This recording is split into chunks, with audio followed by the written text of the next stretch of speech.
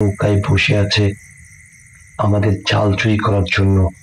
আজ বেশি দূরে যাওয়া যাবে না। এক কাজ কর, আমাদের যে কুড়ে ঘরটা না, ওটাকে তুলে এখানে নিয়ে আয়। জালের কাছাকাছি থাকতে হবে। কখন যেন জাল চুরি করা শুরু করে, আর যখনই ও জাল চুরি করা শুরু করবে, তখন আমরা হাতে নাতে ধরবো ওকে। তা তো ঠিক আছে ভাই, তাহলে আমরা এখন ধরছি না কেন?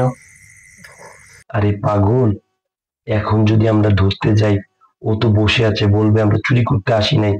তাই যখনই ও জাল চুরি করতে যাবে, আমরা হাতে নাতে গিয়ে ধরবো।